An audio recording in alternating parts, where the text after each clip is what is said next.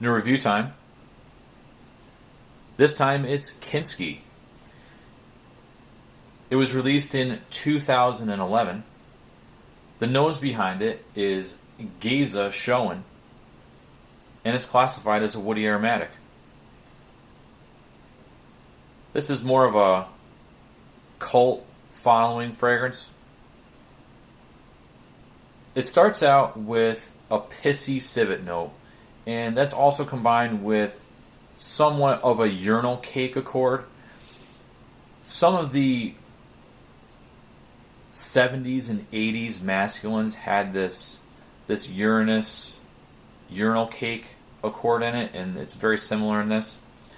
There's also a dry woody backbone to this, and it's very difficult to pick up on what type of wood it is. As the fragrance settles in, it still maintains that urinous pissy accord, but it becomes more mossy. And that mossy feel combines with that dry woody accord in the background. There's also some organic leafy greenness as well. It's difficult to describe. It's not really like leaves off of a tree. It has this slightly sour greenness to it. It becomes more sour as it goes on and more mossy. However, it becomes a little off-center or a little unbalanced from a touch of Haitian vetiver. And that Haitian vetiver has a saltiness that goes along with it. So overall, once this fragrance is at its very, very end, it's easy to detect that dry, nondescript woodiness is actually an overdose of ISO-E Super. So when it all comes down to it, I find that this fragrance is more of a stomach-turning combination of sour greens, a very musky animalic accord, and an overdose of that dry, splintered ISO-E Super.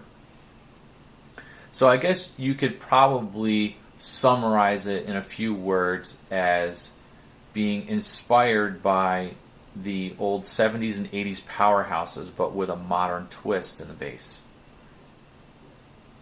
The performance on this is pretty good, 7 to 8 hours easy, and that overdose of ISO-E Super really lifts the fragrance up for an extended period of time. I wouldn't consider this to be a powerhouse fragrance, even though it smells like it's inspired by them. It doesn't jump off your skin, but with a very slight breeze, it is easy to pick up on. I would think that most casual sniffers of this fragrance would find this to be very odd.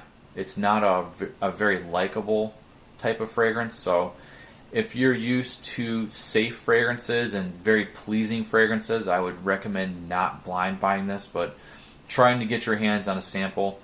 And bottles are somewhat expensive, around $100 to $110 for a 100 milliliter bottle.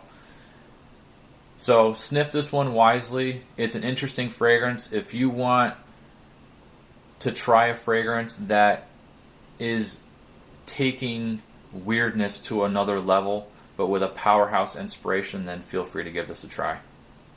Thanks for watching, and stay tuned for more.